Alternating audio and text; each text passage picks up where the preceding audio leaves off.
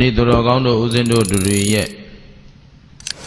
လက်ရှိဘဝအခြေအနေကိုသုံးသပ်ကြည့်ရင်ယခုသူတော်ကောင်းတို့ရထားတဲ့ဘဝသည်တန်ဖိုးမရှိတဲ့အခြေအနေသောဘဝလားတန်ဖိုးရှိသောဘဝလို့တန်ဖိုးရှိသောဘဝလို့ဆိုမယ်ပေါ့နော်ဘာကြောင့်ဒီလိုဆိုနိုင်သလဲ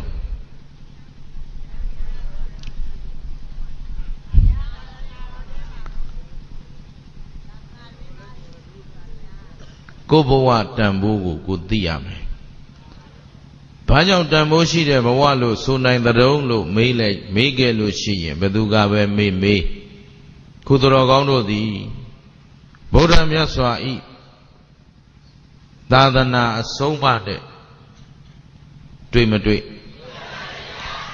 မြတ်စွာဘုရားပွင့်တဲ့ကာလနဲ့ကြုံမကြုံကြုံနေဘုရားပွင့်တဲ့ကာလနဲ့ကြုံတော့ဘုရားရဲ့အဆုံးအမတွေနာကြားခွင့်ရတဲ့ဘဝဟာတန်ဖိုးရှိမရှိဘာကြောင့်တန်ဖိုးရှိတယ်လို့ပြောနိုင်သလဲလို့မေးရင်ဘုရားဆုံးမတွေကြားနာရတော့ကုသိုလ်အကုသိုလ်မသိရဘူးလားကုသိုလ်အကုသိုလ်သိသိလျောက်မိမိတို့ရဲ့ကာယကံဝစီကံမနောကံတွေကိုအကောင်းဆုံးပြုပြင်ထိမ့်သိမ့်လို့ရမရထိမ့်သိမ့်စရာနိလန်းရှိမရှိဟုတ်ပြီအဲ့တော့တော်ကောင်းတို့မှာဘုရားယရနာနဲ့ကြုံမကြုံတရားယရနာနဲ့တွေ့မတွေ့ဒါဖြင့်သံဃာယရနာနဲ့ကောတွေ့ကြပြီဗုဒ္ဓောလောကေသမုပ္ပန္နောဟိတာယသဗ္ဗပါဏိနံဓမ္မောလောကေသမုပ္ပန္နောဒုက္ခာယသဗ္ဗပါဏိနံသံဃောလောကေသမုပ္ပန္နောအနုတ္တရံပုညခိတံဒါယရနာ၃ပါးရဲ့ဂုဏ်ကျေးဇူးဗုဒ္ဓသစ္စာ၄ပါးမြတ်တရားကိုပိုင်းခြားတင်သိမြင်တော်မူသောသဗ္ဗညုတဉာဏ်တော်ရှင်ဗုဒ္ဓမြတ်စွာဘုရားရှင်ကိုယ်တော်မြတ်ကြီးသည်သဗ္ဗဗာဏိနံအလုံးစုံသောတတ္တဝါအပေါင်းတို့၏ဟိတာယအကျိုးငါဟောတတ္တဝါတွေရဲ့ဗါတဲ့အကျိုးငါတဲ့လောကီလောကသုံးပါး၌ဥပ္ပါဒပွင့်ထွန်းပေါ်ပေါက်တော်မူခဲ့ကြပါပေကုန်၏မြတ်စွာဘုရားလောကမှာပွင့်လာတယ်ဆိုတာကဟောဒီတတ္တလောကကြီးဩကာသလောကကြီးသင်္ခါရလောကကြီးဆိုတဲ့လောကသုံးပါးရဲ့အကျိုးငါပွင့်လာတာဘုရားပွင့်လာခြင်းကြောင့်လောကအတွက်အကျိုးရှိမရှိတန်ဖိုးရှိမရှိအဲ့တော့ဘုရားပွင့်တယ်ဆိုတာကလည်းပြောအောင်မယ်လောကမှာပွင့်တာဘုရားပွင့်တာမှန်ပြီအခုသူတော်ကောင်းတို့ဘုရားနဲ့တွေ့သလားတွေ့လားဘုရားဆိုတာသူ့ကိုဘာလို့ဘုရားလို့ခေါ်လဲလောကကိုအမှန်တရားတွေဖော်ထုတ်ပြသဆုံးမတော်မူတတ်လို့ဘာလို့ခေါ်အဲ့တော့အခုဘုရားပွင့်တဲ့ကာလဟုတ်မဟုတ်ဘာလို့ဘုရားပွင့်တဲ့ကာလလို့ပြောဘုရားအဆုံးအမတွေရှိနေသေးလို့အဆုံးအမရှိနေသေးသ၍ဘုရားရှိနေတယ်မထာအဆုံးအမရှိသ၍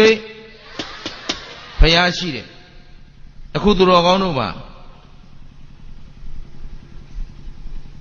ဘုရားရှိလားတောင်ရွေးရွာမှာဘုရားရှိလား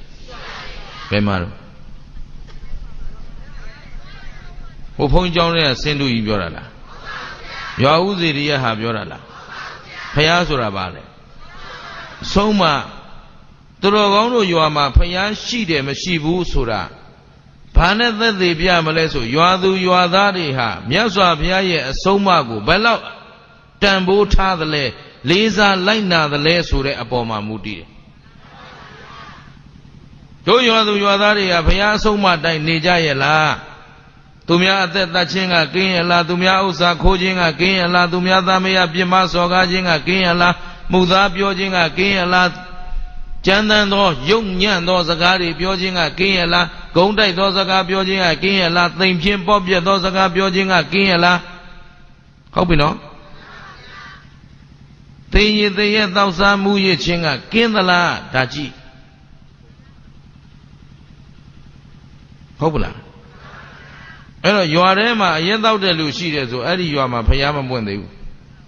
ဖယားမရှိဘူးဟုတ်ပလားကိုယ်အိမ်မှာရောကိုစီအိမ်မှာဖယားရှိသလားဘာနဲ့သက်သေထူမယ်ဒီအိမ်ထဲကလူတွေကဘုရားအဆုံးအမကိုဘယ်လောက်လိုက်နာကြသလဲဘုရားရှင်ရဲ့အဆုံးအမတိုင်းကာယကံမှုဝစီကံမှုမနောကံမှုခုနကကာယဒုစရိုက်ဝစီဒုစရိုက်မနောဒုစရိုက်မပြောဘူးလားကာယဒုစရိုက်သူသက်သက်ချင်းသူဥစ္စာခိုးခြင်းသူများသားမယားပြစ်မှားခြင်းဒီအိမ်ထဲကလူတွေကင်းရလားဟုတ်ပြီနော်မှုသားပြောခြင်းကင်းရလားကျမ်းတမ်းသောစကားပြောခြင်းကင်းရလားဂုံးတိုက်သောစကားပြောခြင်းကင်းရလားသိမ်ဖြင်းပေါ့ပြအနှစ်မပါသီလသမာဓိပညာသိက္ခာ300အတွက်မပါသောစကားတွေပြောဆိုခြင်းမှကင်းရလားဟုတ်ပြီနော်ဝစီဒုစရိုက်တွေကင်းရမယ်မနောဒုစရိုက်ဒီအိမ်ထဲကလူတွေအိတ်တာမစ္စရိယကိုယ်အိမ်သားအချင်းချင်းတောင်တယောက်နဲ့တယောက်အိတ်တာမစ္စရိယကင်းရလားအဘိဇ္ဇာပြပါဒကင်းရလားမိစ္ဆာဒိဋ္ဌိကင်းရလားအိမ်ထဲမှာနတ်အောင်ရှိနေအောင်မယ်ဆိုတာမိစ္ဆာဒိဋ္ဌိအိမ်ဘုရားအိမ်မဟုတ်ရှင်းသလားဘာလို့ဆိုသူကဘုရားကိုးကွယ်မှုမစင်ကြယ်ဘူးဘုရားတစ်ပါးတည်းနဲ့မလုံလောက်ဘူးလို့ခံယူထားတာမြတ်စွာဘုရားပွင့်လာတာလောကအကျိုးငါဆိုတာယုံသလားမြတ်စွာဘုရားသည်သူတော်ကောင်းတို့အတွက်လောကီလောကုတ်နှစ်ဖြာသောအကျိုးကိုဆောင်းနိုင်တယ်ဆိုတာကိုယုံသလားမြတ်စွာဘုရားကိုးကွယ်ထားယုံတဲ့အန္တရာယ်ကင်းပါမလားဟမ်ဘေးရှင်းပါမလားဟိုအိမ်တွင်းလိုသေးလားဟိုဘိုးဘိုးအောင်ဘိုးမင်းကောင်ဘုရားတို့ဘုရားရှင်ရှုပ်ချက်ကိုခတ်နေတာဘုရားဆိုတာလောကမှာအတုမရှိအနှိုင်းမဲ့ဗုဒ္ဓလောကေသမုပ္ပန္နောဟိတာယသမ္ပပါဏိနံဗုဒ္ဓမြတ်စွာဘုရားရှင်ကိုရောမြတ်ကြီးအပေါင်းတို့သည်အများနဲ့ပြောရင်ဒီလိုပေါ့ဗျာဖယားဆိုတာတဆူတည်းပွင့်တာမဟုတ်ဘူးဗုဒ္ဓံသရဏံကိစ္ဆာမိလို့ပြောလိုက်တာနဲ့သစ္စာ၄ပါးတရားသိမြင်ကျွတ်တန်းဝင်၍တတ္တဝါအများကိုချွေချွတ်တော်မူသွားတဲ့ခင်းငါဝါလူသဲစုမကဖယားအားလုံးကိုရှ िख ိုးပြီးသားဖြစ်တယ်အဲ့ဒီဘုရားအလုံးရဲ့တကူကခင်ဗျားတို့အိမ်တွင်းဖေကြီးကိုမမီဘူးလားဟမ်ရင်းမြူရှင်ကိုမမီဘူးလားကိုးမျိုးရှင်ကိုမမီဘူးလားအန်ကုန်းကွာရင်လက်ချမီကိုမမီဘူးလားစဉ်းစားငတုံးနေသဘောပါလားသာသနာနဲ့တွေ့မတွေ့ငါတို့အိမ်ထဲမှာသာသနာဘုရားရှိမရှိဆိုတာအဲ့ဒါအဖြေတွေပဲမှတ်ထားကြတောင်ပြုံးပြေရတနာကူပြေရောက်ရက်ခတ်နေတာအဲ့ဒါဖျားမပွင့်တဲ့ဒေသပစ္စံတရစ်ကလူတွေလို့ခေါ်တယ်ရှင်းမလားကိုးကွယ်ရမဲ့နေတဲ့ပုံကိုယ်တွေအဲ့တော့တို့မှာဖျားရတနာရှိမရှိဓမ္မောလောကေသမုပ္ပန္နောဒုက္ခယာသဗ္ဗပါဏိနံဓမ္မောမြတ်စွာဘုရားဟောကြားအပ်တဲ့အရိယသစ္စာ၄ပါးမြတ်တရားမဂ်ကင်၈ပါးတရားတော်တွေရှိမရှိအဲ့ဒီတရားတွေဟာသဗ္ဗပါဏိနံအလုံးစုံသောတတ္တဝါတို့အတွက်ဒုက္ခယချမ်းသာခြင်းအလို့ငါဘာလို့ငါတရားဆိုတာတတ္တဝါတွေအတွက်ဆင်းရဲဖို့လားချမ်းသာဖို့လားတရားအသိကလေးတစ်လုံးရှိတာနဲ့ဘဝဆင့်တန်းတွေတဖြည်းဖြည်းမြင့်တက်လာတရားမသိတဲ့လူနဲ့သိတဲ့လူဘဝချင်းတူသလားတန်ဖိုးချင်းတူသလားဒါဖြင့်ဘုရားရှင်ရဲ့တရားတော်သည်ခမည်းတော်ကျုပ်တို့ရဲ့အလုံးစုံသောချမ်းသာကိုဆောင်နိုင်မဆောင်နိုင်ယုံသလားဒါဖြင့်တပါးသောအားကိုးစရာလိုသေးလားတရားမသံဃောလောကီသမုပ္ပန္နောသံဃာတော်အရှင်သူမြတ်တွေလောကမှာပေါ်ပွင့်အလုံးသူတော်ကောင်းတို့အတွက်ကိုးကွယ်ရာသံဃာတွေရှိမရှိသံဃာဆိုတာမြတ်စွာဘုရားရဲ့အဆုံးအမသီလသမာဓိပညာသိက္ခာ300ကိုကောင်းစွာကျင့်ကြံအားထုတ်နေကြတဲ့ဘုရားရဲ့တပိသားသံဃာသည်အနုတ္တရံ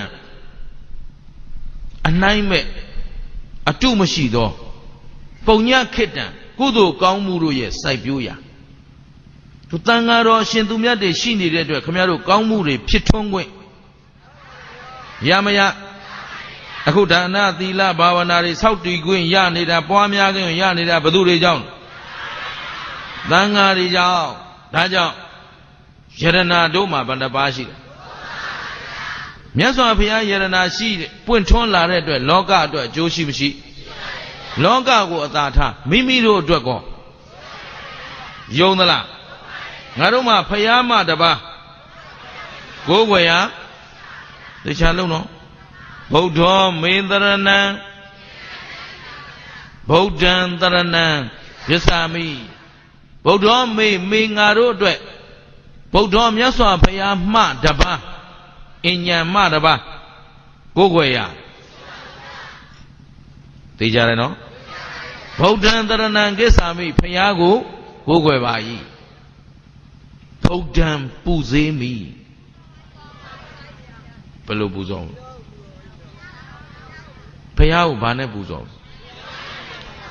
တရားနဲ့နားထောင်ကောင်းယုံစကားလှယုံပြောတတ်ယုံနဲ့နေရာမကြသေးဘူးကျုပ်ကခင်ဗျားတို့ကျုပ်တို့တမ္မာအယတ်သူအယတ်သားတွေဘက်ကယက်တည်နေတဲ့ဘုန်းကြီးနော်ဟုတ်စကားလှလှတွေကျုပ်မသုံးတတ်ဘူးနော်ကြိုက်လည်းမကြိုက်ဘူးခင်ဗျားတို့နားလေတဲ့စကားနဲ့ပဲပြောမယ်ဖះကိုဘယ်လိုပူဇော်မလဲလို့ဆိုရင်အယတ်သားနားလေတဲ့စကားနဲ့ပြောဖះစကားနားထောင်ခြင်းဖြင့်ပူဇော်ပါမယ်ဖះမှတ်တာတရားနဲ့ပူဇော်မယ်တွေဘာတွေရောင်ဝါးတွေမလုံးနဲ့တရားဘယ်လိုပူဇော်မလဲလမ်းမဆုံးခင်ဗျားတို့စကားရှင်းလားကိုယ်အဆင့်နဲ့ကိုသိသိတာလောက်ပဲသွားမသိသိတာတွေရမ်းပြောမနေနဲ့ကိုမသိတာတွေလှုပ်နေလှုပ်ရှုပ်ကျုပ်ကိုဘသူဘလောက်နှိတ်ကွခင်ဗျားတို့အကျိုးရှိဖို့ပဲလို့တယ်ဟိုပညာမဲ့တွေနှိတ်ကွနေတာတို့ထက်တွက်နေလို့အပိုးပဲလောကအကျိုးကိုဘလောက်ဆောင်နိုင်တယ်လဲလူများရဲ့အကျိုးကိုဘလောက်ဆောင်တယ်ဒါတို့သိတာမဟုတ်ဘူးအဲ့တော့အယတ်သားဟာအယတ်သားစကားနဲ့ပဲတို့ပြောမယ်ဘုရားကိုဘာနဲ့ပူဇော်မြတ်စွာဘုရားစကားနားထောင်ခြင်းဖြင့်ပူဇော်မယ်ဒါကြောင့်ဗုဒ္ဓောမေတရဏံအဉ္ဉံနတ္ထိဗုဒ္ဓံတရဏံကိစ္ဆာမိဗုဒ္ဓံပူဇေမိပြန်ပြော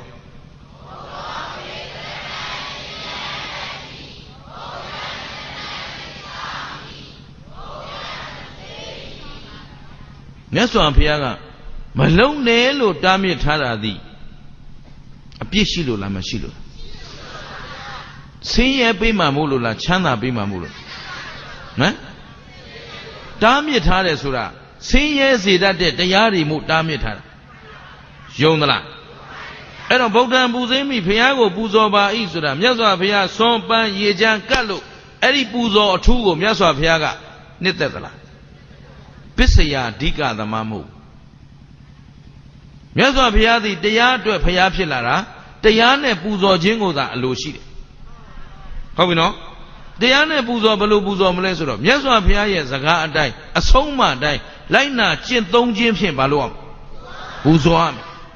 ဘုရားအဆုံးအမသာသနာဘယ်နှရရှိတယ်သာသနာဘယ်နှရရှိလဲရဲရဲတင်းတင်းပြောနိုင်ရမယ်ဗုဒ္ဓဘာသာတွေအတန်ဘာလို့တိုးသွားတယ်သာသနာဘယ်နှရရှိတယ်လှုပ်ဆက်မှာတရားဟောလို့ခင်ဗျားတို့ဖမ်းမဲ့လူရှိလားကျုပ်တောင်ဒီဘွားရဲတင်းတင်းပြောနေတယ်ဘာမှခင်ဗျားတို့အပြစ်ဖြစ်เสียအကြောင်းမရှိဘူးသာသနာဘယ်နှရရှိတယ်ဘာလေးလဲပြောသီလသာသနာအသုံးမကျတဲ့မြန်မာလူမျိုးတွေသာသနာ3ရက်တောင်ဖြောက်အောင်မပြောတတ်သေးဘူးဟမ်3ရက်သိယုံနဲ့မသိဘူးအကျိုးမရှိဘူးသာသနာ3ရက်ဘာတွေလဲလို့မေးရင်သီလသာသနာသမာဓိသာသနာပညာသာသနာပါဖေဖြည့်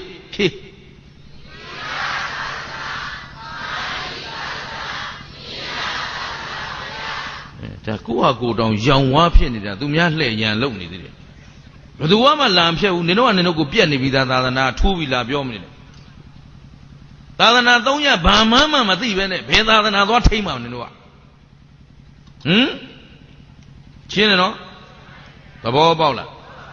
သာသနာ3ရက်ဆိုဘာမှရောင်နေတာတချို့ပရိယပฏิပတ်ပရိဝေဒရမ်းလို့မနေနဲ့အဲ့ဒါမင်းတို့အလုပ်မဟုတ်ဘူးသိရမှာသီလသာသနာသမာဓိသာသနာပညာသာအဲ့ဒီသာသနာ3ရက်ကိုပဲပရိယတ္တိဆိုတာသီလသမာဓိပညာသိက္ခာ3ရက်ကိုသိအောင်သင်ပေးတာ ကိုယ့်အကိုဖတ်တာမှတ်တာကိုယ့်အကိုဖတ်လဲရတယ်ကိုယ့်အကိုရှာလဲရတယ်သူများသိမှမဟုတ်ဘူးတော့ပါလားအဲ့ဒီသီလသမာဓိပညာသိက္ခာ3ရပ်ကြောင်းသိအောင်သင်ကြားတာကိုပရိယတ္တိအဲ့ဒီသီလသမာဓိပညာသိက္ခာ3ရပ်ကိုသိပြီးတော့ကျင့်တာကိုပရိပတ်တိအဲ့ဒါသာသနာထိမ့်သိမ်းစောင့်ရှောက်နီးခေါ်တယ်ဟုတ်ပလားသာသနာကိုထိမ့်ကျင်ရင်နိဗ္ဗာန်နီးတော့ပရိယတ္တိသာသနာပရိပတ်တိသာသနာပฏิဝေဒသာသနာဓမ္မသာသနာပြုနီးတခြားနီးလမ်းမရှိဘူးရှင်းလားသာသနာကိုတကယ်သိကျင်ရင်သီလသမာဓိပညာသိက္ခာအကြောင်းသိအောင်မျှဝေပေးရမယ်အဲ့ဒါပရိယတ္တိဟုတ်ပြီနော်အဲ့ဒီသိထားတဲ့သိက္ခာ3ရပ်ကိုကျင့်နိုင်အောင်အားထုတ်ရမယ်အဲ့ဒါပရိပတ်တိသိပြီးမကျင့်ရင်သာသနာတည်မလားတည်ဘူး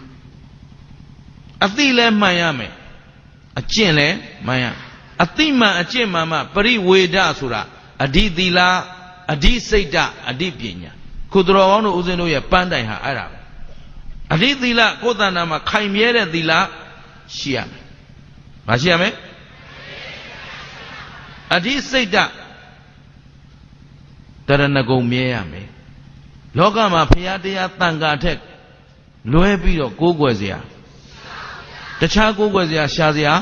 မလိုတော့သဗ္ဗေတ္တကမ္မတကတတ္တဝါတွေဟာဘု து ကြောင့်ဖြစ်နေကံကြောင့်ဖြစ်နေတာခိုင်မာတဲ့စိတ်ဓာတ်ရှိရမယ်သဘောပါသလားမိစ္ဆာဒိဋ္ဌိအယူမရှိရဘူးအုံဖွက်လုပ်ပေးလို့ရလားကဲတင်ရှင်ဆိုတာဖန်ဆင်းရှင်ဆိုတာမရှိလူသားအလုံး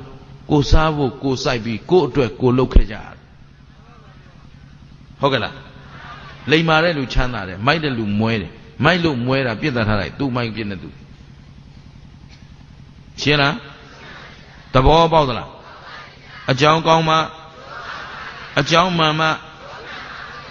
ဖြောင့်မတ်တဲ့စိတ်ရှိရအဓိစိတ်ဓာတ်အဓိပညာပညာဆိုတာအနိစ္စဒုက္ခအနတ္တလောကမှာဗာမြဲတာရှိတယ်လောကထဲမှာနေရင်ဘယ်လောကချမ်းသာလို့ဘယ်လောကမှမချမ်းသာဘူးဒုက္ခဘယ်လောကအစိုးရကိုရောအစိုးရသူတစ်ပါးရောကျင့်သလားဒါဖြင့်တရားဆိုတဲ့တရားအသိရှိထားတဲ့ပုဂ္ဂိုလ်သည်တဲ့ဒုက္ခရချမ်းသာတယ်ဘာလို့ချမ်းသာလို့ဆိုတော့မတရားတဲ့အလုပ်ရှင်းသလားအကြောင်းကောင်းရင်အကြောင်းမှန်တော့ကောင်းပြီတံခောလောကေသမုပ္ပန္နောအနုတ္တရံပုညခိတံတန်ဃာတော်ရှင်သူမြတ်တွေရှိနေတဲ့အတွက်ကုသိုလ်ကောင်းမှုတွေစိုက်ပျိုးဖို့လေယာမြေကောင်းတစ်ဖွဲ့မျိုးစိဘလောက်ကောင်းကောင်းလေကောင်းမှအပင်တန်လေယာမကောင်းရင်အပင်ကျင်သလားအဲ့တော့တန်ဃာဆိုတာဘသူအဆုံးမတိုင်းကျင့်နေတာမြတ်စွာဘုရားကြီးအဆုံးမတိုင်းသီလသမာဓိပညာသိက္ခာ3ရပ်ကိုဖြောင့်မှန်စွာဖြည့်ကျင့်မှသံဃာလို့ခေါ်ရှင်းပြီနော်အဲ့တော့အဲ့ဒီလိုသံဃာတော်ရှင်သူမြတ်တွေရှိတဲ့အတွက်ဒါနကောင်းမှုသီလကောင်းမှုဘာဝနာကောင်းမှုအာထုတ်ခွင့်ရမရအဲ့တော့သံဃာတော်ရှင်သူမြတ်တွေသည်ခမည်းတော်ကျုပ်တို့အတွက်တန်တရားခရီးကိုကောင်းမွန်လွန်မြောက်စေမဲ့ဟောနှမျိုးပြောတယ်တန်တရားခရီးကိုကောင်းမွန်ဒါနသီလဘာဝနာကောင်းမှုမပြုတ်ဘူးတဲ့ပုဂ္ဂိုလ်ဟာမြင့်မြတ်တဲ့ဘဝကိုရမလားမြင့်မြတ်တဲ့ဘဝဆိုတာကအခုတော်ကောင်းတို့ကိုယ်အသက်မွေးဝမ်းကြောင်းအတွက်ကိုစဉ်းစားကြည့်တာဒီထဲမှာခိုးစားနေရတဲ့လူတွေပါလားဟမ်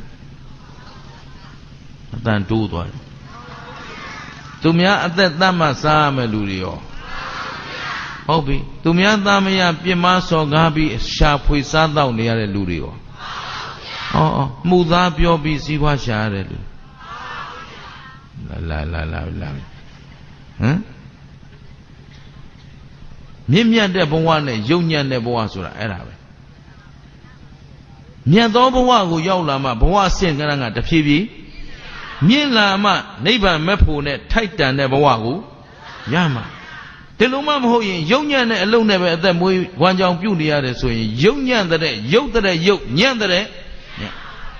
ရုပ်တယ်ဆိုတာဆုပ်ယုပ်လာတာကုသိုလ်တရားတွေဆုပ်ယုပ်လာတော့အရေးချင်းတွေညံ့လာတယ်စိတ်ဓာတ်တွေညံ့ဖျင်းလာတယ်ခိုးလို့အလွယ်တကူရရင်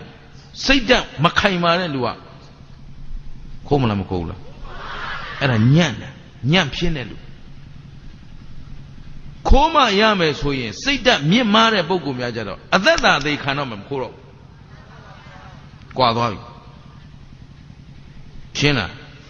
ဒီနေ့မြန်မာနိုင်ငံကြီးဆုပ်ယုပ်လာတာအဲညံ့ဖျင်းတဲ့ပုဂ္ဂိုလ်တွေလည်းကြောင့်ရုပ်ညံ့တဲ့ပုဂ္ဂိုလ်တွေများလာလို့ရုပ်လာတဲ့ကုသိုလ်တရားတွေဆုပ်ယုပ်လာတယ်အသိဉာဏ်ပညာတွေဆုပ်ယုပ်လာတယ်ဟမ်ဒီတော့စိတ်ဓာတ်တွေညံ့ဖျင်းလာတယ်ခိုးစားတဲ့လူလိန်စားတဲ့လူလူစားတဲ့လူများလာရှင်းသလားအဲ့တော့ညံ့ဖျင်းလာတော့ပတ်ဝန်းကျင်ချမ်းသာသလားဆင်းရဲလားအခုဆင်းရဲနေတာနွဲမွဲတေးနေတာဘာကြောင့်လဲလို့မေးရင်အဲ့ဒီယုံညံ့တဲ့ပုံကိုယ်တွေများလာလို့ရှင်းမလားဒါဖြင့်ယရဏ၃ပါးသည်သူတော်ကောင်းတို့ဦးဇင်းတို့အတွက်ကိုးကွယ်ရာအစစ်မှန်ဖြစ်မဖြစ်ဒီတော့မှဒီနေ့တို့ပရမတ္ထသစ္စာလို့အမည်ပေးထားတဲ့ပရမတ္ထဆိုတာမဖောက်မပြန်မှန်ကန်သောသစ္စာဆိုတာအမှန်တရားနော်ဒီသင်္ကဘယ်တော့မှမဖောက်ပြန်ဘူးလို့ဆိုလိုခြင်းပုံရပါတယ်နော်အဲ့ဒီအသင်းကြီးရဲ့တနစ်ပြည့်အထိမ့်မှဖြစ်အခုဘာလုပ်နေကြလဲတရားအလှပေးနေတာဘာလုပ်နေတာဒီနေ့တရားနာလာကြတဲ့လူတွေကလည်းဘာလုပ်နေကြတာတရားအလှပေးနေတာမှတ်ထားဘာလုပ်နေတာကိုဘာလုပ်နေတယ်ဆိုတာသိအောင်အခုဥဒုမင်္ဂလာဒီတရားကိုပလင်ပေါ်မှာတက်ဟောနေတာဘယ်သူတွေရှိလို့ခမည်းတော်ရှိနေလို့တပည့်တော်တို့ရှိနေလို့ပြောရမှာဒါကိုမဖြစ်တတ်ဘူးဟမ်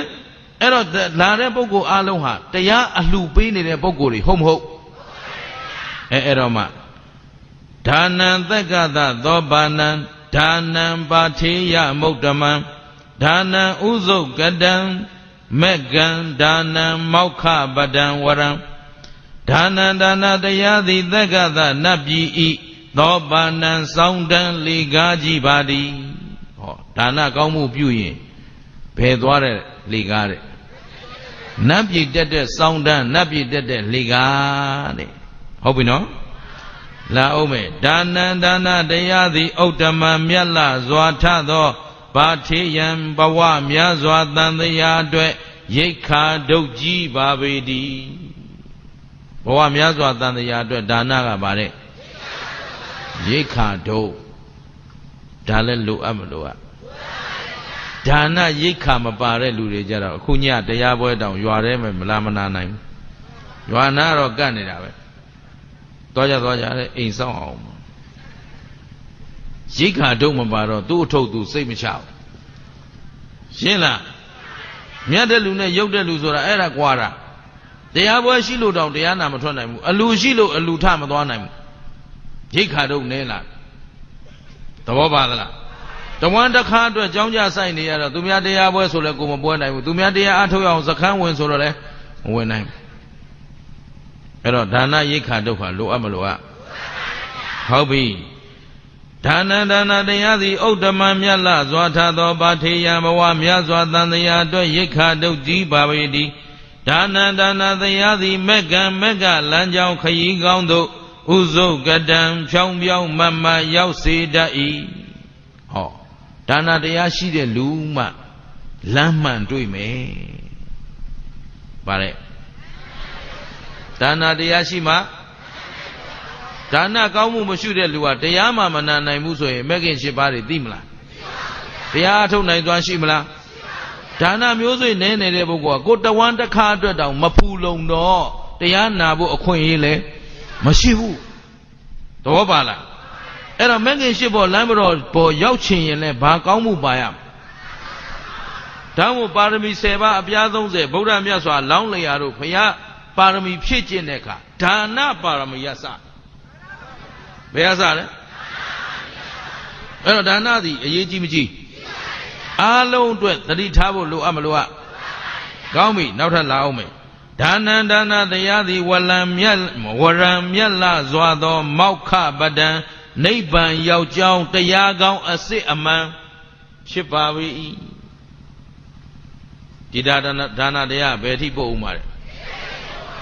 မဂ္ဂင်7ပါးနဲ့တွေ့ဖို့ရလဲဒါနပဲနိဗ္ဗာန်ရောက်ဖို့ကလဲတန်တရားအတွက်ရိက္ခာဒုက္ခလဲဟောခုဒီနေ့သူတော်တို့ဘာလာလောက်တာလဲဆိုတော့1ဒါနံသည်တက္ကသနတ်ပြည်ဤသောပန္နံလှေကဆိုတော့နတ်ပြည်ဆိုတာခင်ဗျားတို့ကနတ်လို့ပဲမတွက်နဲ့ဘဝတွေအဆင့်တန်းမြင့်လာဖို့အတွက်လှေကား1ဟုတ်ကလားဟိဒါနမျိုးစိမရှိတော့ခင်ဗျားတို့အရာထဲမှာဆိုရိုးစကားရှိပါတယ်မရှိခိုးနိုးမလအဲ့ဒါမှတ်တာဥမတောက်မဟောလာပြီဒါနမျိုးစိမအောင်ခဲ့တဲ့ပုဂ္ဂိုလ်ကဥမမတောက်တော့ကိုဝမ်းတစ်ခါအတွက်ခိုးမှရတော့မယ်ဆိုခိုးပြီလိန်မှရတော့မယ်ဆိုလိန်ပြီခိုးစားလိန်စားနေရတဲ့လူတွေဒီထဲမှာပါမပါဒုနဲ့ဒီအများကြီးဘာမှရှောက်ပြောမယ်သဘောပါလားဒီမှာဆံရောင်းတဲ့လူပါလားဘာမှမေးစရာမလိုဆံရောင်းရောင်းတာသခိုးကြီးပဲဝယ်တဲ့တောင်းကတစ်မျိုးရောင်းတဲ့တောင်းကတစ်မျိုးစီရောင်းတဲ့လူရောဒူပဲဒါကြီးကျယ်ပြီးမပါပါဘူးထားလို့တို့မြန်မာနိုင်ငံအကြောင်းမသိတာကြသဘောပါသလားရှင်းတယ်နော်ကောင်းပြီဒါဖြင့်ဒါနမျိုးစေ့ဟာအရေးကြီးမကြီးသက္ကသဆိုတာနတ်ပြည်ကြီးပဲမတွက်နဲ့ဘဝအဆင့်တန်းဘာဖြစ်လာလဲမြင့်လာတယ်ဆိုတာခိုးစားစရာမလိုတဲ့ဘဝတောင်းစားစရာမလိုတဲ့ဘဝခုခေတ်ဦးဇင်းတို့တက္ကသိုလ်ကျောင်းပြီးတော့အလုပ်တွေမျိုးစုံလာအပ်တယ်ဒီအလုပ်ကဝင်ငွေကောင်းတယ်ဒီအလုပ်ကအောက်ဆိုင်ကောင်းတယ်လာပေးတာအဖေရဲ့ခမဲတော်ကြီးရဲ့မိတ်ဆွေတွေကခမဲတော်ကြီးတို့ဆင်းရဲနေတာတနာလို့သူမင်္ဂလာတို့လာပေးတယ်အဲ့ခိုးစားလိန်စားတောင်းစားမယ်လို့ကိုကျုပ်စီဘယ်တော့မှမလာနဲ့လို့ကျုပ်မေဖေကိုတန့်ရှင်းသောအသက်မွေးဝမ်းကြောင်းနဲ့ပဲကျုပ်ရှာကျွေးမယ်တောင်းဘယ်ဆိုရလုံးမမလုပ်ရှင်းလားသဘောပေါက်သလားယောက်ျားရင်းမကြီးတယောက်လုံးဖြစ်နေရတဲ့တော့ခိုးစားတဲ့အလုပ်မျိုးတောင်းစားတဲ့အလုပ်မျိုးလိန်စားတဲ့အလုပ်မျိုးမဟုတ်ဘူးလို့ပြန်ပြောရတယ်မှတ်ထားတော့ပါလားလူဘဝရောက်သာသနာနဲ့တွေ့နေရတဲ့ခမည်းတော်အဲ့ကျင့်နေမရှောင်နိုင်ဘူးဆိုဘယ်တော့မှချမ်းသာမရဘူးသဘောပါသလားအဲ့တော့အနှင်းငယ်မြလောက်ကလေးဒါနသည်ပင်လျင်သူတော်ကောင်းတို့အတွက်အကျိုးများမများအေးအဲ့ဒါကိုမြတ်စွာဘုရားရှင်ကိုရောမြတ်ကြီးပြောထားတဲ့စကားတစ်ပုဒ်ပြောပြမယ်ဧဝံသဘိက္ခဝေဇာနေယံဒါနသံဝိဘာကသဝိဘာကံယထာဟံဇာနာမိနတတဝဘုံစေယုံနသနေတံမိတ်စေယမလံစိတ်တံပရိယာဒာယာဒာယဒိဋ္ဌေယဘိက္ခဝေသူတော်ကောင်းတို့ဒါနသံဝိဘာကသဘေကံဝေဖန်ခြင်းစေတနာဤဝိဘာကံအကျိုးကိုဇာနာမိယထာငါဖယားသိတော်မူသကဲ့သို့ဧဝံတထထို့အတူတတ္ထသတ္တဝါတို့သည်စေစာနေယုံအကယ်၍သိကြကုန်ညာအံဧဝံဤသို့သိသည်ရှိသောအတ္တနာမိမိသည်ဘုံစိတ်တပ္ပတော်စာအပ်သောအရာဝတ္ထုတို့မှပရိသံသူတစ်ပါးတို့အားအတ္တတဝါမပေးကုန်မူ၍နဘုံစေရမစားနိုင်ကုန်ရာမိတ်ဆေယမလင်းစဝန်တိုခြင်းတိဟုသောအညစ်အကြေးသည်လဲနေတံတတ္တနံထိုတတ္တဝါတို့ဤစိတ်တံစိတ်ကိုပရိယာဒာယထဝန်းခြင်းမှနှိမ့်ဆက်၍နဒိဋ္ဌေယမတိယဒါကဘာသာပြန်ပေးလိုက်တာကဲအယသာနာလည်းအောင်ပြောမယ်အနှဲငယ်မြလောက်သောဒါနကလေးရဲ့ရရှိမဲ့အကျိုးကျေးဇူးတွေကို ငါဖရာသိတယ်လို့များမင်းတို့သိရင်တဲ့ဖရာကပြောတာဟုတ်ပြီနော်ဘာမှမပြောပါတော့တဲ့အနေငယ်များတော့ဒါနကလေးကပေးလာမဲ့အကျိုးတွေကိုမင်းတို့သိထားတယ်ဆိုလို့ရှိရင်ကိုစားမဲ့အစာတွေကထမင်းတွေကသူများကိုမပေးသေးမလူသေးပဲနဲ့စားကိုမစားနိုင်ဘူးလေမင်းတို့ရှင်းသလားမလူရပဲကိုမနေနိုင်တော့ဘူးဘာလို့ဆိုအနေငယ်များသောဒါနရဲ့အကျိုးကိုသိလို့ဖရာသိတယ်လို့များမင်းတို့သိရင်တဲ့ဟုတ်ပြီနော်ကိုစားမဲ့အစာကိုသူများကိုမလူသေးပဲနဲ့မင်းတို့မစားနိုင်ဘူးတဲ့ကိုပစ္စည်းကိုဝန်တိုတဲ့စိတ်ဟာမင်းတို့စီမှာလုံးဝရှိတော့မှာမဟုတ်ဘူးလို့မြတ်စွာဘုရားကဒါနအကြောင်းကိုပြောတယ်ဟုတ်ပလားဟိအဲ့တော့ဒီနေ့ဒါနအကြောင်းသိအောင်ကြိုးစားကြဖို့လိုအပ်မလို့ကဲဒါနဆိုတဲ့သစ်ပင်ကြီးနဲ့နတ်ပြည်လေကားတစ်ကြီးကိုလည်းတက်လို့ရမရမက်ကင်ရှစ်ပေါ်နဲ့လည်းတွေ့နိုင်မတွေ့နိုင်နိဗ္ဗာန်မဲ့ဖို့ရောရနိုင်မရနိုင်ယုံသလားကဲဒါဖြင့်ယုံကြည်တဲ့ယုံကြည်အောင်ဒီနေ့ဝိမာနဝတ္ထုတွေကဝတ္ထုတစ်ပုဒ်ကိုဦးဇင်းတို့သူတော်ကောင်းတို့နာရနော်အာစာမဒါယိကာဝိမာနဆိုတဲ့ဝတ္ထုဒီနေ့သူတော်ကောင်းတို့နားမယ်နော်အာစာမဒါယိကာအာစာမဆိုတာတခြားမဟုတ်ဘူးထမင်းကျိုးအာစာမထမင်းကျိုးဒါယိကာမထမင်းကျိုးလှူတဲ့အလူရှင်ဗါတယ်အလူရှင်ဒါယကာမကြီးအကြောင်းဝိမာနဆိုတာအဲ့ဒီထမင်းကျိုးလှူပြီးတော့နတ်ပြည်ရောက်သွားတဲ့ဒကမာကြီးအကြောင်းကိုဒီနေ့နားရမယ်ဘာလေးလှူတာမကျိုးကဲကြည့်မြတ်စွာဘုရားရှင်ကိုရောမြတ်ကြီးရာဇကြိုပြည်ဝေလူဝံကျောင်းမှာတရင်သုံးဘယ်မှာတရင်သုံးရာဇကြိုပြည်အဲ့လိုတရင်သုံးနေတဲ့နေအချိန်မှာဟောဒီအာစာမနာယိကာမကြီးဖြစ်လာမဲ့ထမင်းကျိုးအလူရှင်ဖြစ်လာမဲ့ဒကမာကြီးကတထေးတကြွယ်မျိုးဒကမာကြီးလို့ပြောပေမဲ့ငယ်သေးတယ်တကြွယ်မျိုးမိသားစုမှာဖြစ်ပြီးတော့သူတို့အိမ်တအိမ်လုံးဟာတဲ့မွေစိတ်ကဲ့သို့ပြင်းထန်တဲ့အနာရောဂါကပ်ရောက်ပါတယ်မွေစိတ်ကဲ့သို့ပြင်းထန်တဲ့ကပ်ယောဂါဆိုအနာဆိုကုသယောဂါဒီယောဂါကြီးဝင်တော့တအိမ်လုံးဖြုတ်နဲ့သေးတာဒီဒကမာလေးတယောက်ပဲကြံတော့တယ်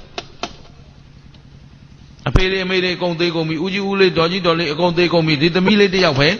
ကြံတော့သူကလည်းကြံတဲ့လူတွေသေတော့သူလှဲ့ပြီးမကယ်နိုင်တော့ဘူးကယ်လဲသူပါသေးမှာဒီတော့သူ့စီမရောက်ခင်စားထဲမှာတော့အိမ်နောက်ဖေးပေါက်ကထွက်ပြေးတယ်ဆိုတော့ခြေဥတည်းကပြေးရတာဟုတ်ပြီနော်အဲ့တော့အိမ်နောက်ဖေးပေါက်ကနေထွက်ပြေးပြီးတော့စွမ်းနိုင်သလောက်ပြေးခြေကုံလက်ပန်းကြစီအထိပြေးပြီးတော့ရာဇကြိုပြည်တဲကစိတ်ကောင်းရှိတဲ့အိမ်တအိမ်ကသူ့ကိုကယ်ထားတော့အဲ့ဒီအိမ်နောက်ဖေးလေးမှာအဖီလေးချနေ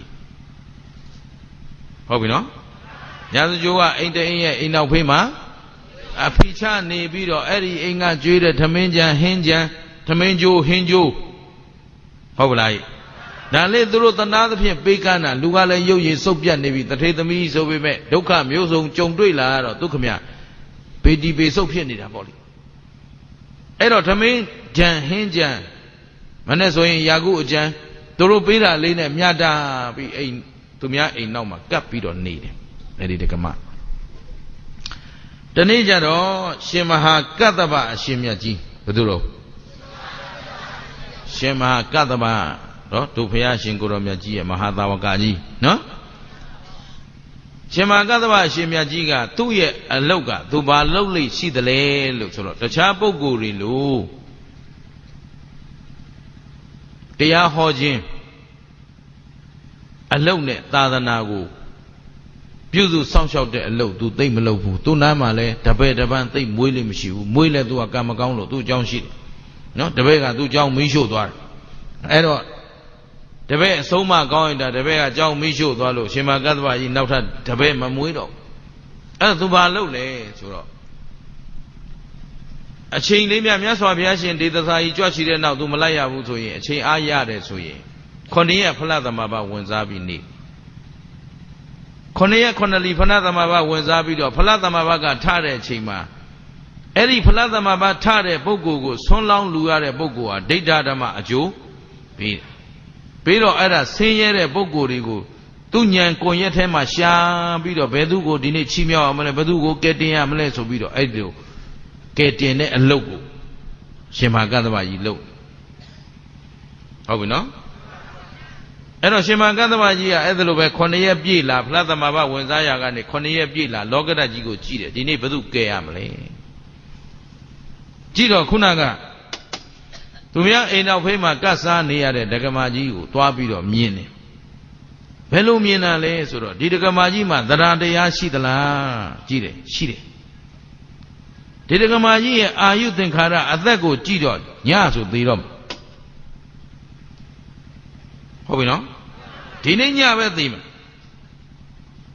ဟုတ်ပလားအဲ့တော့ညသေးတော့မယ်ဒါဖြင့်သူ့လားရဟောလို့ကြည့်လိုက်တော့သေချာပေါ့ဘယ်တော့ဒဲအိုသူ့လားရသေချာနေပြီဒဲအိုဘာလို့ဆိုသူ့မှာကောင်းမှုမှာမရှိပဲအခုသောကပရိဒေဝတွေမဖြစ်မဖြစ်စားရမယ်တောက်ရမယ်အမိဖဆွေမျိုးညာတကအကုန်ပြည့်စည်ပြီဟုတ်ပြီနော်ညာတိပြဒနာဘောဂပြဒနာစီစိန်ဥစ္စာရောရှိသေးလားမရှိတော့ဘူးဆိုတော့ဒီပြဒနာတရားတွေနဲ့ကြုံတွေ့တော့သောကပရိဒေဝတွေကြုံမကြုံအေးအဲ့ဒါလို့သောကပရိဒေဝတွေဂျားတွေကနေသေရင်သောကဆိုတာဒေါသနဲ့သေရင်ဒဲအိုတန်းနေတာပဲဒေါသနဲ့သေရင်ဒဲအိုတော့သေကံဤမြမျက်ရည်ကျသောကပူဆွေးနေရင်ဘာမှဘေးတယ်မမေးနဲ့ဆံကုန်တယ်ဘေးတယ်မမေးနဲ့ဆိုအခုဗမာပြည်မှာခတ်ကြောင်နေရှိသေးတာကို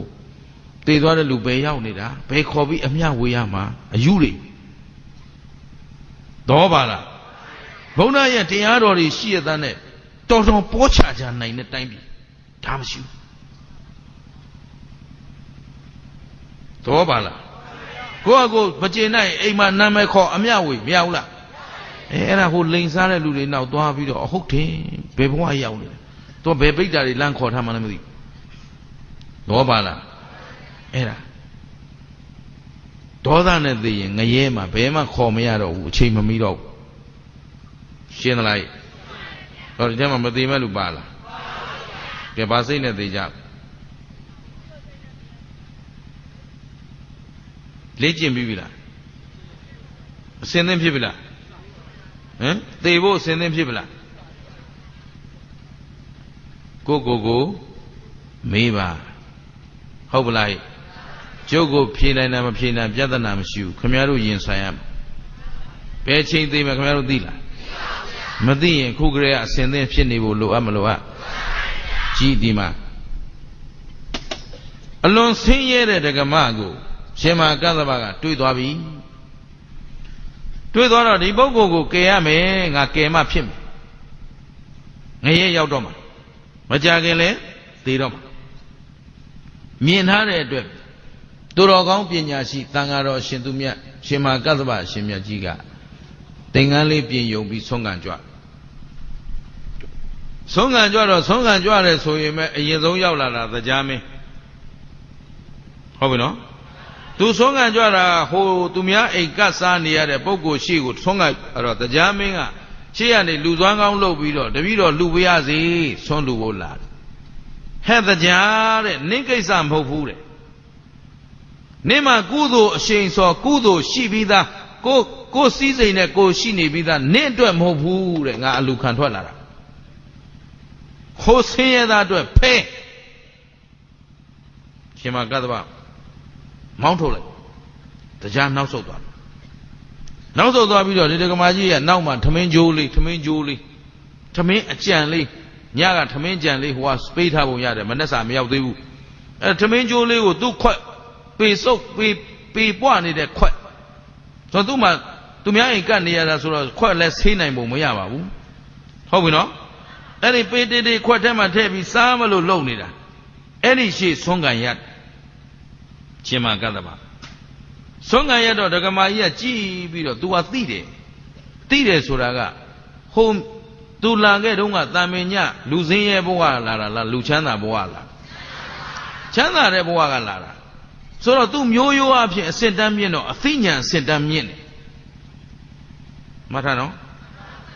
ယုံညံ့တဲ့အလုပ်တွေလုပ်တယ်ယုံညံ့သောအပြောတွေပြောတယ်ဆိုတာအဲ့ဒါယုံညံ့တဲ့ဘဝကလာလို့အသိဉာဏ်အစစ်တမ်းနှိမ့်လို့မှတ်ထားသဘောပါလားကိုယ့်အကိုအယုတ်တအနတ္တအကျဉ်းယုတ်တွေလောက်ရတာအဟုတ်ထင်မနေကြနဲ့အဲ့ဒါယုံညံ့တဲ့အကုသိုလ်များတဲ့ပုဂ္ဂိုလ်တွေမှလုပ်တဲ့အလုပ်ရှင်းမလားအဲ့တော့ဒါမြင့်မြတ်တဲ့ပုဂ္ဂိုလ်ကလာတာဆိုတော့သိတယ်ဩရှင်မကတ္တဗကြီးကိုရှင်မကတ္တဗကြီးမှလည်းသိတယ်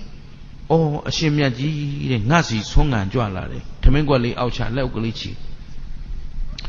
ဒီအရှင်မြတ်ကြီးဟာအမတန်ဘုံကံကြီးမားတဲ့ပုဂ္ဂိုလ်ကြီးတဲ့လှူမဲ့တမ်းမဲ့လူတွေကနတ်တွေဝတ္တာတောင်တန်းစီနေတာဟုတ်ပြီနော်အဲ့ဒီပုဂ္ဂိုလ်တို့အရှင်မြတ်ကြီးကငါစီကြွလာတယ်ဆိုတာတကယ်တော့ငါ့ကိုချီးမြှောက်ဖို့လာတာပဲတဲ့အဲ့တော့ငါ့ကိုချီးမြှောက်ဖို့အတွက်ငါမှာကလည်းသူ့ကိုလှူစီဟာမွန်မြတ်တဲ့အလှူမရှိဘူးငါမှာဖန်တရားတေမဆေးရတဲ့ဟောဒီခွက်ပေးကြံနေတဲ့ခွက်ထဲကဘာလေးပဲရှိသမင်းကြိုးလေးနဲ့စားမပါစီမပါအချုံမမပါတဲ့ပုံရည်ဟင်းဟုတ်ပလားပယုံပအောင်ရည်လို့လည်းခေါ်တယ်တို့ကတော့တို့မြင်သာတဲ့လမ်းရမယ်သွားဆိုပုံရည်ဟင်းဘာဟင်းပုံရည်ဟင်းဆိုတာစီလည်းမထည့်နိုင်ဘူးကျက်သွန်နီလည်းလိမထည့်နိုင်ဘူးဟုတ်ပလားပုံရည်ဒီတိုင်းပုံရည်နဲ့စားမပါစီမပါတဲ့ပုံရည်နဲ့သမင်းချမ်းနဲ့တို့စားရမှာဒါလေးလူဖို့ဆိုတာမဖြစ်နိုင်ဘူးတဲ့အရှင်မြတ်ကြီးဟာဘုံရှင်ကံရှင်ပါရမီရှင်ကြီးအမတန်ထူးခြားတဲ့ပုဂ္ဂိုလ်ကြီးပါတဲ့ဆိုပြီးတော့ကတော့စွန်းပါဖရာလောင်းပါလေရှင်မကတ္တဗကဒါဆွမ်းခံကြွတယ်ဆိုတာယဟန်ကြီးရဲ့ထုံးစံကတော့စွန်းဆိုရင်ကြွရတော့မှာဟုတ်ပြီနော်ကတော့စွန်းဆိုတာဆွမ်းရပြီးကြွရတော့မှာရှေ့2လမ်းလောက်လမ်းလိုက်တယ်ပြန်ရက်တယ်ရှင်မကတ္တဗမသွားဘူးအဝိနိဒုက္ခပုဂ္ဂိုလ်ဘာဟောနားလည်အောင်ဒါပြောရတယ်နော်2လမ်းလောက်တော့လမ်းလိုက်တယ်ဒါပေမဲ့ကြောက်ဆိုတော့ဒီတက္ကမကြီးနဲ့ရှင်မကတ္တဗကြီးရဲ့ဖြစ်စဉ်ဘေးမှာလည်းတရားအကြည့်နေတယ်ဆိုအိမ်ထဲကလူတွေလိုက်နှိုးစော်လိုက်တော့တရားရဲ့နှိုးစော်ကြအိမ်ထဲကလူတွေထွက်လာအော်ရှင်မကတ္တဗကြီးဆွမ်းခံကြွနေတယ်ဆိုတော့အိမ်နောက်ဖေးမှာဆွမ်းခံနေတာဆွမ်းခံတာသဘောပါလားဟိုတက္ကမဘယ်မှာနေတာလို့အိမ်နောက်ဖေးကအဖီလေးမှာနေတာဟုတ်ပြီနော်အဲ့တော့ရှင်မကတ္တဗဘယ်ဆွမ်းခံကြွအိမ်နောက်ဖေးဆွမ်းခံကြွနေတာဒီတော့တရားဓမ္မတွေကအဲ့ဒီအိမ်ထဲကတရားဓမ္မတွေထွက်လာပြီးဩရှင်မြတ်ကြီးကြွလာတယ်ဆိုသူတို့ထဲကမော်မြတ်တဲ့စားပွဲတောက်ဖွဲတွေသူတို့ချက်ပြုတ်ထားမစားတော့မတော့ရသေးတဲ့စားဦးစားပြားတွေယူလာပြီးလာလောင်းလက်မခံမင်းတို့တွေ့လာတာမဟုတ်ဘူးလေဟုတ်လားဥစ္စာရှိပြီးသားလူတွေအတွက်လာတာမဟုတ်ဘူးတဲ့ဘယ်သူအတွက်လာတာဟောဥစ္စာမွဲဟုတ်ကလားကံမွဲနေတဲ့ပုဂ္ဂိုလ်တွေလာတာဆိုတော့တက္ကမကြီးကကြည့်ပြီးဩအရှင်မြတ်ကြီးနဲ့ငါအတွက်ဆင်းရဲလိုက်တာတက္ကမကြီးကသိတယ်သူမသိလို့မဟုတ်ဘူးဟုတ်ပြီနော်ကြောဆုံးလှူလိုက်တာလဲသူကဘာကြောင့်လှူလိုက်လဲဆိုသူ့ရဲ့ယုံညံ့တဲ့အစားအစာနဲ့မလှူခြင်းလို့ဟုတ်ပြီနော်မြတ်အရှင်မြတ်နဲ့ထိုက်တန်တဲ့အလှူမဟုတ်ဘူးဒီယုံညံ့တဲ့အလှူမလှူခြင်းဘူးဆိုပြီးတော့သူကမွန်မြတ်တဲ့စေတနာနဲ့ကတော့စွန်းဟုတ်ပလားဟိအဲ့ဒါသူ့ထဲကသူ့ကိုကြွေးမွေးထားတဲ့ကျေးဇူးရှင်တွေကထွက်လှူတယ်လက်ခံသလားမခံဘူးဆိုတော့သေချာနေပြီသူလူတာကိုစောင့်နေတာဆိုတာသိသွားပြီဟိုအရှင်မကတ္တဗကြီးကလည်းပြောတယ်နင်တို့အတွက်လာတာမဟုတ်ဘူးဆိုတော့ရှင်ဖျားတဲ့ကရုဏာကြီးမားလိုက်တာဆိုတုံချိကြီးနဲ့အာအင်ချိနဲ့နေပြီသူ့အတွက်ထမင်းကြိုးလေးအရှင်မြတ်နဲ့ထိုက်တန်တဲ့မွန်မြတ်သောလှူပွဲတော့ဘုရားတပည့်တော်မှာမရှိပါဗျာတဲ့တပည့်တော်စားမဲ့ဟောဒီထမင်းကြိုးကလေးနဲ့စားမပါစီမပါတဲ့ပုံရည်ဟင်းလေးနှစ်ခုသာရှိပါတယ်အရှင်မြတ်အလှခံတော်မူပါဗျာဆိုပြီးတပိတ်ထဲလောင်းရှင်မြတ်ကြီးအလှခံအလှခံပြီးတော့တချို့ရှိတယ်လေငါလူတာစားမှစားပါမလားဟုတ်ကဲ့လားဒါငါအတွက်သနာလို့သာလားအလှခံတာပါဟုတ်လောက်ပါဘူးထင်ရင်ထင်မှာပေါ့ရှင်မကတ္တဗကြီးကမဟုတ်ဘူးအရေးအယောင်ပြလိုက်တယ်ဘေးမှာလည်းလူတွေကဝိုင်းလာပြီ ဒီထမင်းကြိုးလေးလာလူလဲဆိုအားလုံးကစိတ်မကောင်းကြဘူးအဲ့တော့လှူခြင်းနဲ့လက်မခံ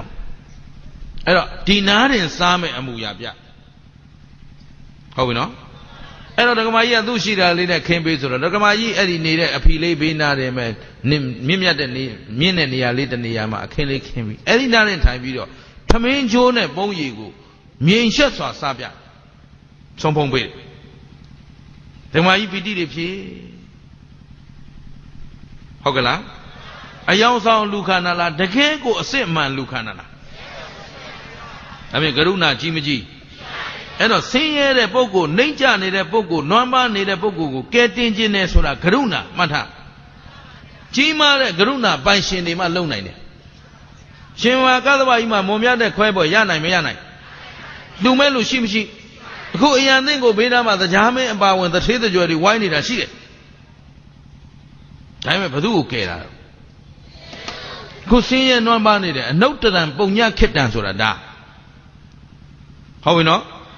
ဗုဒ္ဓလောကေသမုပ္ပါနောဟိတာယသဗ္ဗပါဏိနာမြတ်စွာဘုရားပွင့်လာတာလောကရဲ့အကျိုးငါဓမ္မောလောကေသမုပ္ပါနောဒုက္ခယသဗ္ဗပါဏိနာတတ္တဝအလုံးအတွက်တရားတော်ဟာဆင်းရဲကိုပေးလားချမ်းသာကိုပေးလားတခုဒါနတရားဒါတရားတစ်ခုပဲတန်ခောလောကေသမုပ္ပါနောအနုတ္တရံပုံညခိတ္တအနိုင်မဲ့ကုသိုလ်တွေကိုပေးတာတန်ခါရှင်းသလားအရိတန်ခါတော်ရှင်သူမြတ်တွေကိုလှူရတဲ့ကုသိုလ်မြင့်မြတ်သောကုသိုလ်အဲ့ဒီကုသိုလ်ကလေးကိုဒီမှာကရုဏာကြီးမားစွာနဲ့ထမင်းချမ်းခဲနဲ့ထမင်းကြိုးနဲ့ပုံရည်ကိုဆုံးဖုံးပေးတော့ဒကမာကြီးပီတိတွေဖြစ်ပြီးကြည်အဲ့ဒီမှာအနုဘောဒနာတရားဟောတယ်သောအနုဘောဒနာတရားဟောလိုက်သေးတယ်ဟုတ်ပြီနော်အဲ့တော့ဒါနရဲ့ကောင်းကျိုးတွေနဲ့ဟောပြီးတော့မှဒကမာကြီးတဲ့ဟောဒီခန္ဓာဒုက္ခတွေရနေတယ်ဆိုတာဒုက္ခဒုက္ခတွေရနေတယ်ဆိုတာတန်တရားမှာအကြောင်းမကောင်းခဲ့လို့ဘာဖြစ်တာအတိတ်ကသူ့မှာဒါနမျိုးစိတ်ပါလို့တထေသားသမီးဖြစ်မဖြစ်ဖြစ်ပင်မဲ့သီလမစင်ကြယ်မဖြောင့်မှန်တဲ့ဒါနတွေလုပ်ခဲ့တော့အကြောင်းမကောင်းခဲ့တော့ဘာဖြစ်လို့အဲ့တော့မိဘတွေပြည့်စည်ပြီးတော့ဆင်းရဲတဲ့ဘဝမရောက်ရောက်လားအဲ့တော့သူတော်ကောင်းတို့ယက်တည်နေတယ်ဆိုတာကြည့်တန်တရားတစ်ခွင်လုံးမှာလှုပ်ခဲ့ကြတဲ့ဒါနကောင်းမှုတွေလှုပ်ခဲ့တဲ့အတိတ်ဘဝမှာဘယ်သူဥစည်းခဲ့တာတန်တရားရဲ့ခေါင်းဆောင်ဆိုတာဒါတန်တရားရဲ့ဥခေါင်းလို့လည်းခေါ်တယ်ဘာလဲ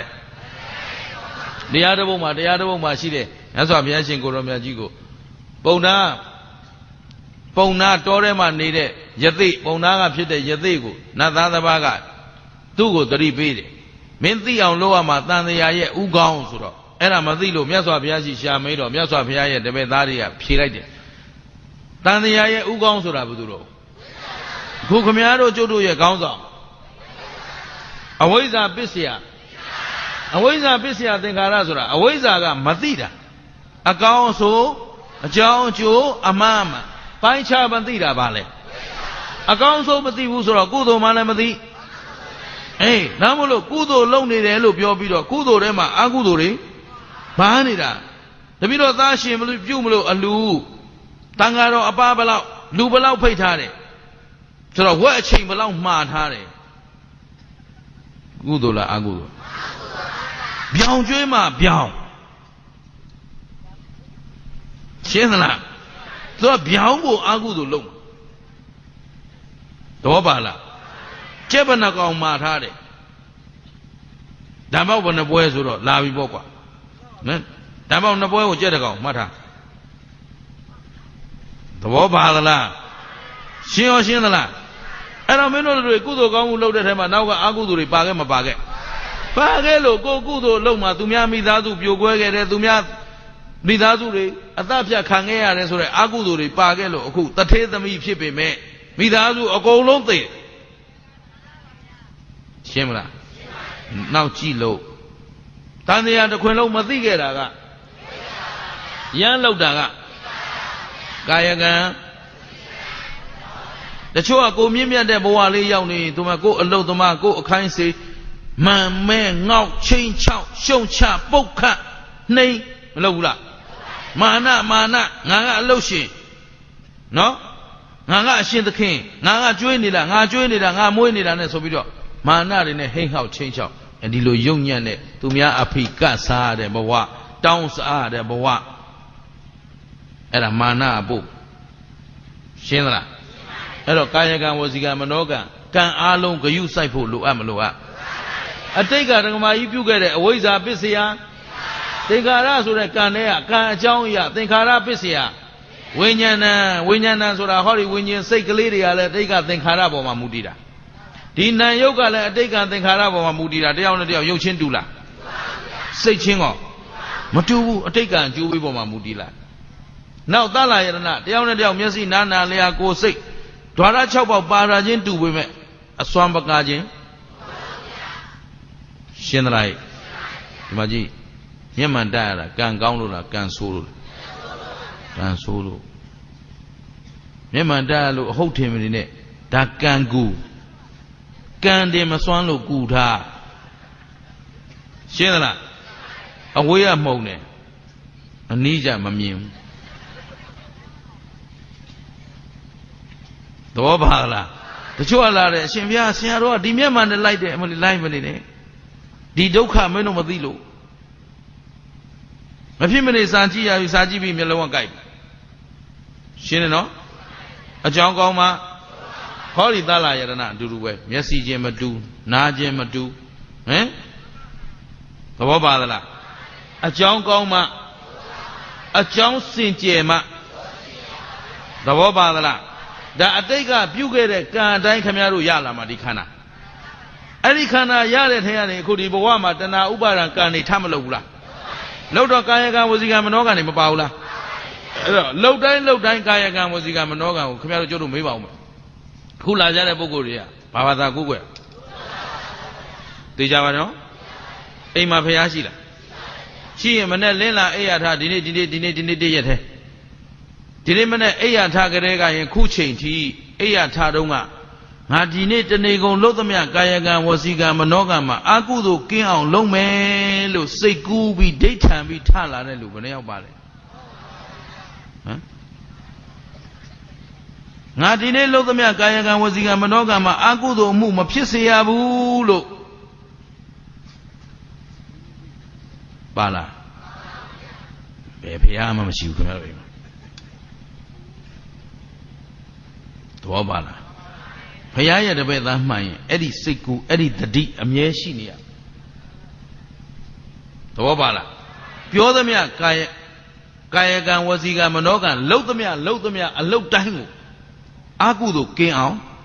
လုပ်ရမယ်ကုသို့ဖြစ်အောင်အဲ့ဒီလိုလုံနိုင်မှဒါမြတ်စွာဘုရားသာသနာထဲမှာနေတဲ့ပုဂ္ဂိုလ်ဗုဒ္ဓံပူဇိမ့်ပြီးနဲ့ကြိုက်မယ်ဗုဒ္ဓောမေတရဏံဗုဒ္ဓံတရဏံ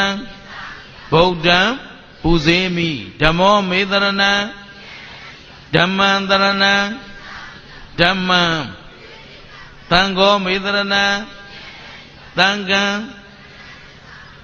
ဃံပူဇေမိဟုတ်ကလားအဲ့ဒီလိုဘုရားတရားသံဃာကိုတကယ်ကိုးကွယ်တကယ်စိကတကယ်ပူဇော်နေတဲ့ပုဂ္ဂိုလ်မှန်ရင်ကာယကံမှုဝစီကံမှုမနောကံမှုကံ၃ပါးတိုင်းမှာသီလသမာဓိပညာနဲ့ပြည့်စုံအောင်ရှင်းသလားအဲ့ဒီအကြောင်းကောင်းမှအကျိုးကောင်းမှကျင့်တတ်သလားအဲ့တော့သံဃာတစ်ခွင်မှာအကြောင်းမကောင်းခဲ့လို့ဒကမာကြီးဘာဖြစ်တာအကျိုးမကောင်းတာပဲတရားပြပြီးတော့ဒကမာကြီးရေတဲ့အခုသင်ကိုယခုကဲ့သို့လာပြီးတော့ငါအလူခံပြီးတော့တရားဟောတာတခြားမဟုတ်ဘူးသင်ဟာငါရဲ့လွန်ခဲ့တဲ့၃ဘဝကအမေတော်ခဲ့တယ်ရှင်မာကတ္တဗကြီးရဲ့ဘာတော်အမေဘယ်ဘဝလွန်ခဲ့တဲ့၃ဘဝကအမေတော်ဘူးတဲ့ကျေးဇူးကိုအကြောင်းရှိလို့အကျိုးရှိတာဟုတ်ကဲ့လားအတိတ်ကကျေးဇူးလာဆက်တာသဘောပါရဲ့လားဘာလဲဒိဋ္ဌကကျေးဇူးကိုလာဆက်တာဒကမာကြီးလို့ပြောပြီးတော့ရှင်မာကတ္တဗကြီးပြန်ကြွသွားတော့ဒီဒကမာကြီးကစိတ်ထဲမှာပီတိတွေဖြစ်ပြီးတော့ဒီကြီးကျယ်မြင့်မြတ်လာတဲ့အရှင်မြတ်ကြီးဟာငါရဲ့လွန်ခဲ့တဲ့၃ဘဝတုန်းကပါလေသားဖြစ်ခဲ့ဘူးပါလားသူကငါ့ကိုလာပြီးတော့မလုပ်တာကျေးဇူးဆက်တာကဲတင်တာပဲဒါကြောင့်ငါရဲ့ယုံညံ့တဲ့ဟောဒီ Matan shin a quack. Quack our than shinala. Matan shin a young yan assasa, Taminjo. Taminjo nebane. Boye, Simaba, Samaba, Silemaba, Salamaba, Boye, Hinglego, Laya, Pombe Share, Donzon Share, now get in away, so pity zikali chi, be any nyave. Yanni sound of the dwarf. The dwarf, pay out water suro. The water suitimony, the dwarf. Tire sura Kanabanaba. Kanangaba sura Yudiane. Yoga daba. Nanga liba. Kanabanabar. A chin showing Yone. A Yona Nabadi Pibido. Pibido. Pibi Piedesura. Hoboa divua Kudala. Guru Yadala. Piano Yadala. A good leshi Kanaya, the Madidwa, Aduba, Kana Yisuro. Yodin Tirala. Nango Tirala. Nanga Enema Janida, Konaye. Hola. Hello, Jalo Yala. Yodin, Adua Piedwara, Nanga detailing Wenida.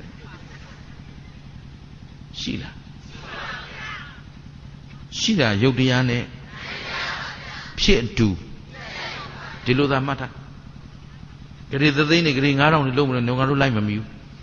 No? A year dative you do. No? A bit of mother walk Bellu, Benya, a bit of my time, and maybe my lamb, my Dwanga, must yet has either the hornet. How no? Jonan Canasura, Pipi. Jolebie. Yopia be Najanelo. Nambia be Yojanelo. Tina Bebomi Pita.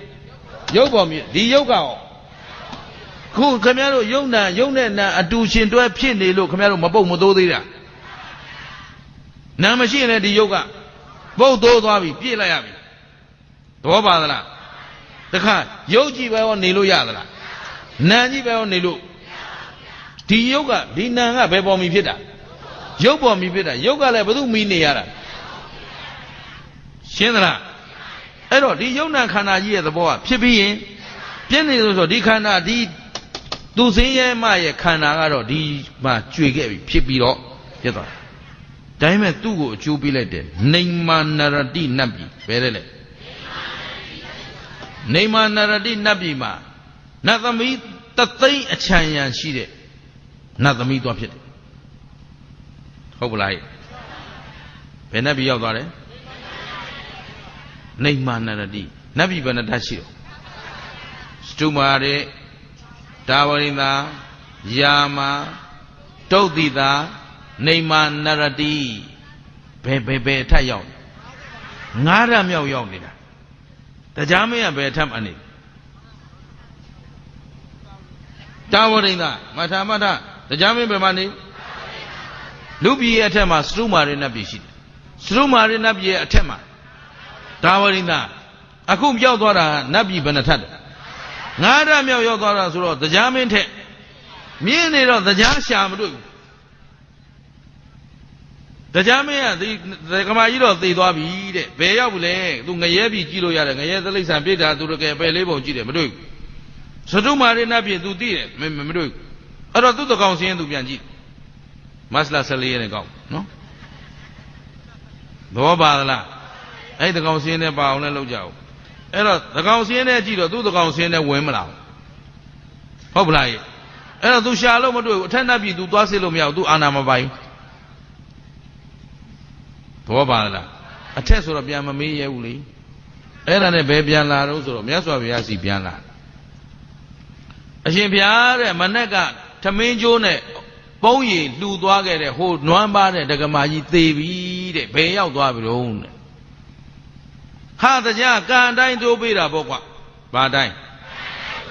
တကယ်ကဒီဒကမာကြီးဘယ်သွားတော့မှာလဲ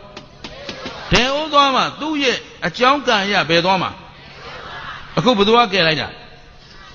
ရှင်မာကသဘာကြီးကလာပြီးတော့အာသနကံလေးပြောင်းပေးတာဘာလေးပြောင်းပေးတာခုခမရတို့သေကံနီးကြရင်ဂရုကံဆိုတာရှိတယ်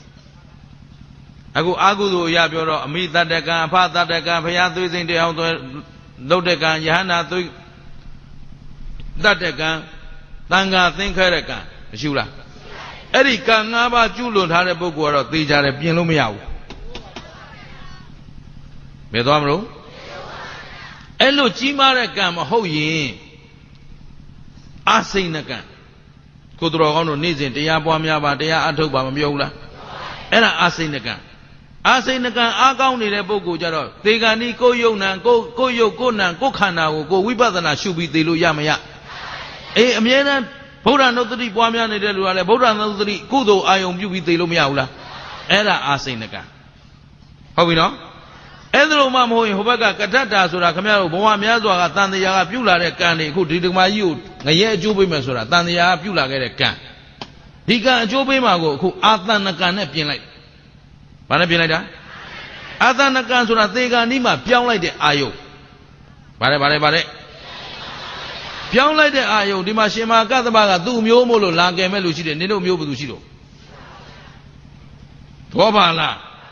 အဲ့တော့ဘယ်ဘုန်းကြီးလာကယ်မလို့ကယ်လို့ရမလားကယ်မဲ့ဘုန်းကြီးရောအစင်သိရှိလားစာချုပ်ချုပ်ထားလို့ရလားခင်ဗျားတို့သေကံဤအဲ့ဘုန်းကြီးကလာမယ်လို့ပြောလို့သဘောပါလားဒကာကြီးတယောက်ရှိတယ်ဦးဇင်းဟိုရိတ်သားကြီးမှနေတော့ကသင်္ကန်းဝခါစားတဝါသူကအဲ့ဒီမှာတရားနာပြီးတော့ရှင်ဘုရားတရားတပည့်တော်တို့တဝါဆိုတာဥဒ္ဓမင်္ဂလာစဟောငါသာရှိသေးတယ်အဲ့ဒီမှာအဲ့ဒီဒကာကြီးကတရားနာပြီးတော့ရှင်ဘုရားတပည့်တော်သင်နည်းသင်ပေးပါသူသင်ပေးတယ်သင်ပေးပြီးတော့ရှင်ဘုရားဘယ်နှဝါရှိပြီတော့ကျုပ်တဝါပဲရှိသေးတယ်ဒါဆိုသူအိမ်လိုက်ခဲ့တဲ့ရန်ကုန်ပြန်မယ်ဘာကိစ္စတော့ဆိုတော့တပည့်တော်ကသေတော့မှတဲ့ကင်ဆာဖြစ်နေတာအလွန်ဆုံးနေရင်6လပဲတဲ့အဲ့6လအိမ်မှာနေပြီးပါတဲ့သေကံဤတရားဟောပေးမဲ့လူရှောင်လို့ဟဲ့ကျုပ်ကဘာထင်နေလို့တော့ဘယ်တော့မှကျုပ်တယောက်တည်းအတွက်အလုံးမလုပ်ဘူး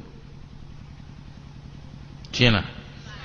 သာသနာအတွက်လာတာရှင်ဘုရားတဲ့တပည့်တော်ဘယ်လောက်လူပါပဲဘယ်ရွလူပါမလေးသူပြောတာတွေတော့စုံလို့ပေါ့လေနောက်သူရီရှာတယ်ရှင်ဘုရားဒီလိုစိတ်တက်မရှိဘူးဆိုတော့သိတယ်တဲ့ကိုယ်လေးတော့ပေးပါဆိုတော့မှသေကံဤနှလုံးသွင်းဖို့ကိုယ်လေးတကိုယ်ပေးလိုက်အဲ့ဒါနဲ့ပဲသူသေသွားပဲနောက်ပြန်လာတော့သူမိသားစုလာပြီးတော့လျှောက်ထားပါအဲ့တော့သေကံဤအဲ့ဒါလိုအယံသင့်ဖြစ်အောင်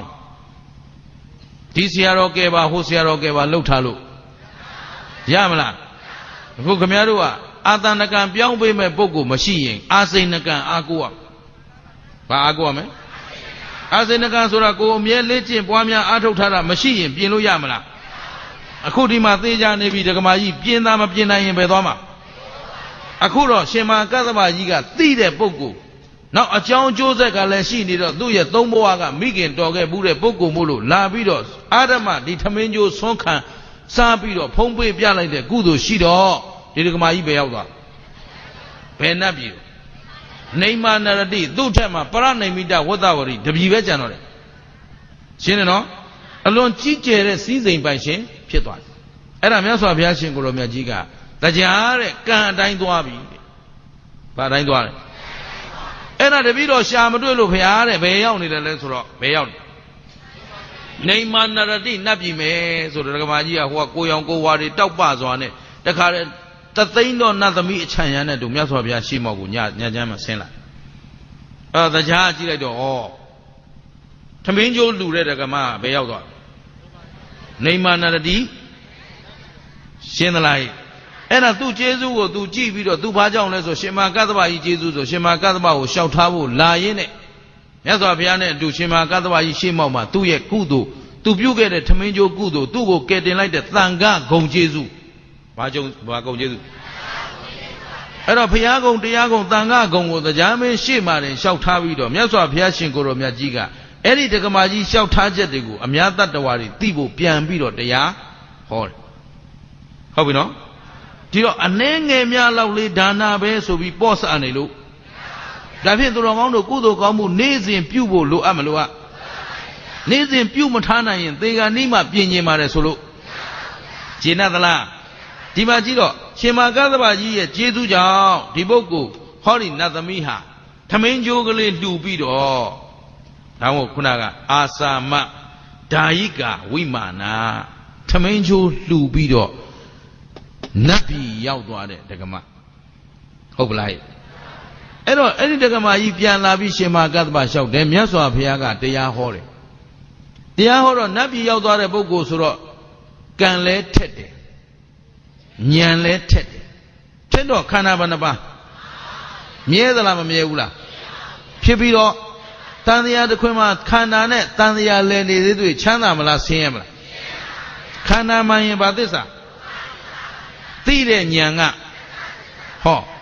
Payandia Holy than a Piazzo to my in it Tatawari Miazo Dodaba Tito She don't lead on Tatawari should not win Hope like Mepule Mayaula Nabio Gaula Alulu Yamla Shema Gadabalu getting Shemiolu Dabi Budugo Budu Ago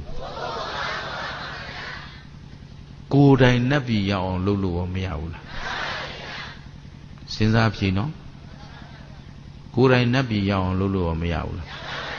Neighbor Yauching Budugo Mamudida Cook Miaruma neighbor Yaunine a John Sheila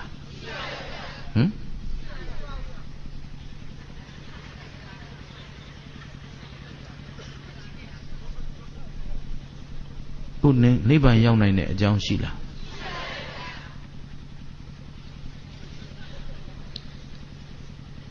Vijala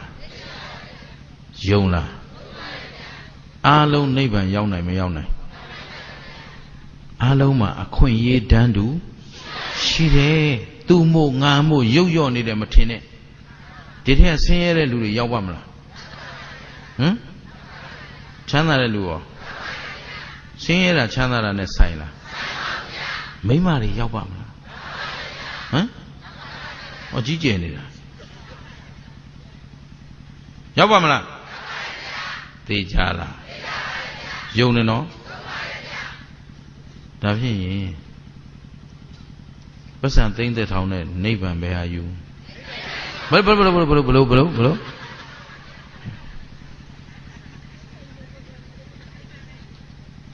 Tabi a coup.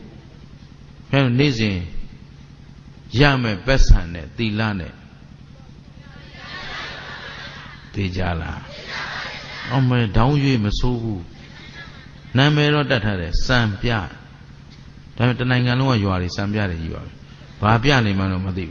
Era you up your body a light dome. No, Camaro by the Jogarum dome. No, Basampia, Babia. You are Bari Shido Bari Sambiano.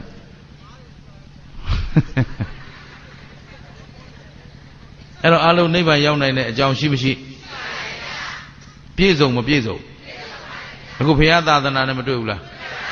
Loop Chico. Go Nale Mezagane, Hora de Bogo. Nale Yejide.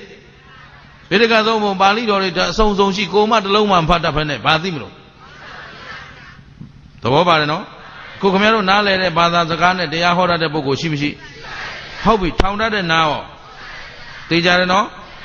Gauna Loyin Magauna Loyin Yonala Akutamenjoli and Nengamia Luda and Neymara de Nabile out and Mepo Nebale. A Joe Pina Mobile.